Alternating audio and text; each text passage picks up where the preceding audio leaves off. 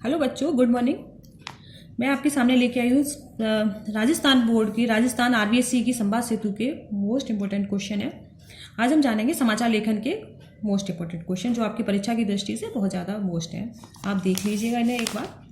समाचार किसे कहते हैं? समाचार किसी भी ऐसी ताज़ा घटना, विचार, समस्या की रिपोर्ट जिसमें अधिक से अधिक लोगों की रुचि और प्रभाव पड़ता हो, वो समाचार कहते हैं। ठीक है, किसे कहते हैं समाचार? समाचार किसी भी कोई भी ऐसी ताज़ा घटना मतलब करेंट घटना जो अभी हुई हो, उसका विचार, समस्या की रिपोर्ट है जिसमें अधिक से अधिक लोगों की रुचि और प्रभाव पड़ता हो। जैसे कि कहीं हंगामा, जैसे भी कहीं मतलब कोई लड़ाई झगड़ा होता है या अचानक कहीं कोई वो, उसका प्रभाव सारी पब्लिक पे पड़ता है, वो क्या कहलाता है? समाचार कहलाता है। समाचार तैयार करने में किन किन तत्वों की भूमिका होती है? तो देखिए, समाचार को तैयार करने में नवीनता होनी चाहिए, निकटता होनी चाहिए, प्रभाव क्षेत्र, जन रुचि, संघर्ष, महत्वपूर्ण लोगों का उपयोगी जानकारी, पाठक वर्ग की भूमिका होती है। इनको आप अच्छे से याद कर लेना। किन तत्वों की भूमिका होती है? देखो, नवीनता, निकटता, प्रभाव क्षेत्र, जन रुचि, संघर्ष और संघर्ष, महत्वपूर्ण लोगों का उपयोगी जानकारी और पाठक वर्ग की भूमिका होती है। समाचार में किन किन की भूमिका प्रमुख होती है? ये तो थे तत्व क्या होने चाहिए? ये हो गए। अब किन किन की भूमिका प्रमुख होती है? तो देखिए, इनमें समाचार पत्र में पत्रकारों और संपादक मंडलों की भूमिका प्रमुख होती है। किसकी होती है? समाचार पत्रों और संपादक मंडल की। पत्रकार तीन तरह के होते हैं। कौन कौन से? एक तो होता है पूर्णकालिक, एक होता है अंशकालिक और तीसरा होता है फ्रीलांसर मतलब स्वतंत्र एकदम।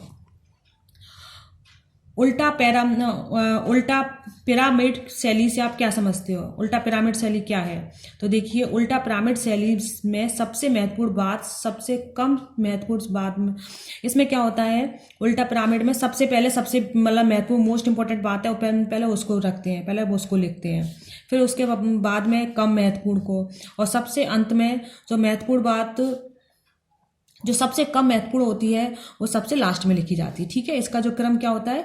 सबसे पहले जो बहुत मोस्ट इंपॉर्टेंट बात है वो लिख दी सबसे ऊपर, फिर उसके बाद में उससे कम मोस्ट है मतलब कम महत्वपूर्ण है वो लिख दी, और सबसे नीचे जो सबसे कम महत्वपूर्ण है वो लिख दी। इस क्रम से लिखी जाती है। समाचार लेखन में 6 कंकर कौन कौन से होते हैं? देखिए, 6 कंकर कौन कौन से होते हैं? और 6 कंकर है क्या, कब, कहाँ, कौन, कैसे और क्यों। ये है 6 कंकर। ठीक है। समाचार लेखन के कितने अंग होते हैं? तो इसके 3 अंग होते हैं। शीर्षक, मुखड़ा जिसे कि इंट्रो कहते हैं, और तीसरा होता है निकाय यानी कि बॉडी।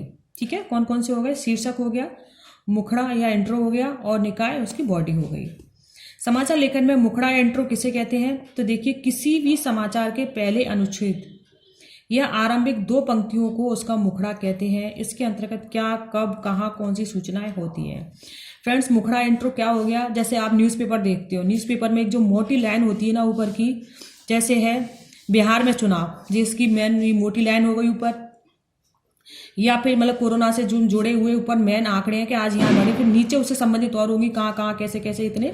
तो जो मेन मोटी लाइन ऊपर की होती है ना, हेडिंग होती है, वो तो होता है इंट्रो, और उसके नीचे का क्या कहलाता है? वो निकाय, बॉडी कहलाता है। संपादन का अर्थ बताते हुए संपादन करने वालों का नाम बताइए। तो देखिए, संपादन का तात्पर्य क्या है? किसी लिखित सामग्री को त्रुटि विहीन करके उसे पढ़ने योग्य बनाना संपादन का कार्य संपादक, सहायक संपादक, समाचार संपादक या मुख्य संपादक, उप संपादक करते हैं। ठीक है। संपादक का अर्थ क्या है इसका? देखो, अर्थ तो क्या है इसका? किसी लिखित सामग्री को त्रुटि विहीन करके उसे पढ़ने योग्य बनाना, मतलब किसी भी लिखी हुई सामग्री, लिखी हुई जो विषय वस्तु है, उसको त्रुटि विहीन मतलब उसमें कोई भी गलती नहीं होनी चाहिए। उसे इस प्रकार सामग्री को लिखना है कि उसमें गलती ना हो और कोई पढ़े तो उसे आसानी से समझ में आ जाए। तो वो तो क्या हो गया? वो संपादन करने वाले का ये कार्य हो गया, योग बनाना उसे। और संपादन का कार्य कौन करता है? संपादक, सहायक संपादक, समाचार संपादक, मुख्य संपादक और उप संपादक। इनके नेक्स्ट देखिए, संपादकीय लेखन से क्या आशय है? किसी समाचार पत्र की नीति के अनुसार किसी सामयिक घटना या टिप्पणी करते हुए लेख लिखना संपादकीय लेखन कहलाता है। ठीक है। संपादकीय लेखन क्या है? किसी समाचार पत्र की नीति के अनुसार सामयिक घटना या टिप्पणी करते हुए लेख लिखना संपादकीय लेखन कहलाता है। यह लेख प्रतिदिन छपता है। इसका लेखन संपादक मंडल से कोई एक करता है और वह अपनी निजी राय देने की बजाय समाचार पत्र की नीति को महत्व देता है। ठीक है। किसी एक व्यक्ति का निजी मत ना होने के कारण संपादकीय के नीचे किसी का नाम नहीं लिखा जाता। संपादन का सिद्धांत है तथ्यों की शुद्धता, वस्तुपारता, निष्पक्षता, संतुलन और स्रोत की प्रामाणिक विविधता। अगर आपको इन क्वेश्चनों की पीडीएफ चाहिए बच्चों, तो मैं आपके लिए इसकी पीडीएफ भी इसके लिए वो कर दूंगी, आपको लिंक दे दूंगी इसकी। फीचर और लेख में क्या अंतर है? फीचर को प्रस्तुति, जो फीचर की प्रस्तुति है वो रोचक होती है। कैसी होती है? रोचक होती है। जबकि जो लेख होता है उसमें वैचारिक गंभीरता होती है। ठीक है। लेख में तो क्या होता है, लेख में क्या होता है बच्चों? वैचारिक गंभीरता, मतलब उसमें विचारों की गंभीरता होती है। जो फीचर होता है वो हृदय को स्पर्श करता है, जबकि जो लेख है वो मस्तिष्क को स्पर्श करता है। जिनके अंतर है आप जरूर याद रखना है इनको। इसे रोचक होता है, इसमें गंभीरता अधिक होती है। फीचर हृदय को स्पर्श करता है, जबकि लेख मस्तिष्क को करता है। फीचर का आयाम संकुचित होता है, जबकि लेख का आयाम कैसा होता है? विस्तृत होता है। फीचर लेख जन सामान्य की रुचि के अनुकूल होता है, जबकि जो लेख है लेख में लेखक का सूक्ष्म गहन अध्ययन का प्रभाव पड़ता है। पटकथा किसे कहते हैं? पटकथा फिल्मांकन लेखन की एक विधा है। क्या है?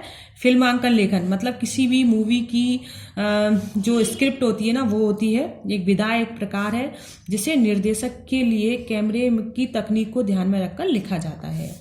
यह फिल्म की कहानी को पर्दे पर उतारने के लिए लिखित अभिव्यक्ति होती है। पटकथा से निर्देशक का काम आसान हो जाता है। ये हो गया पटकथा के बारे में। अब स्टोरी किसे कहते हैं? मीडिया की भाषा में विस्तार पूर्वक लिखा गया समाचार स्टोरी कहलाता है। ठीक है। मीडिया की भाषा में क्या है? विस्तार पूर्वक। कोई भी समाचार, कोई भी न्यूज है, उसे पूरी तरह से डिटेल में लिखना क्या कहलाता है? स्टोरी कहलाता है। मुख्य पृष्ठ पर छपने वाला समाचार ही स्टोरी कहलाता है। जो न्यूज़पेपर का जो पहला वो होता है ना, मुख्य पृष्ठ पर छपने वाला क्या कहलाता है? समाचार स्टोरी कहलाता है। हार्ड न्यूज और सॉफ्ट न्यूज में क्या अंतर है? तो देखिए, आमतौर पर रोजाना के घटनाक्रम जैसे अपराध से जुड़ी हुई खबरें, दुर्घटना के समाचार हार्ड न्यूज है। ठीक है।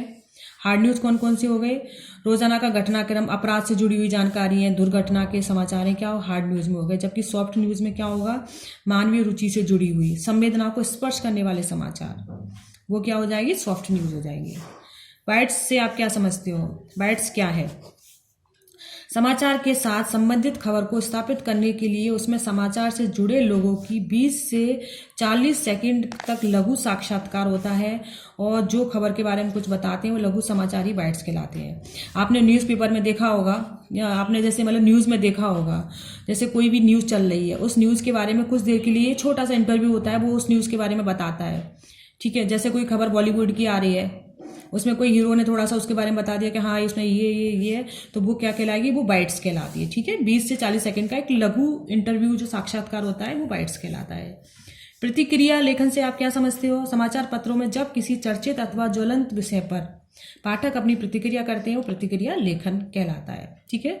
जब समाचार पत्रों में जब किसी चर्चित या ज्वलंत मतलब जो बहुत ज्यादा ही वायरल खबर है उस पर अपनी जो प्रतिक्रिया, अपनी जो आप विचार व्यक्त करते हो वो क्या कहलाता है? प्रतिक्रिया लेखन कहलाता है। वार्ता से क्या तात्पर्य है?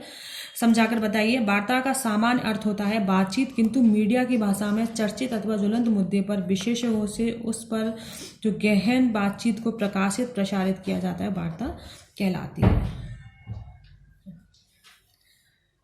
थैंक यू बच्चों। अगर आपको मेरी वीडियो पसंद आई तो इसे लाइक और चैनल को सब्सक्राइब जरूर करें। धन्यवाद।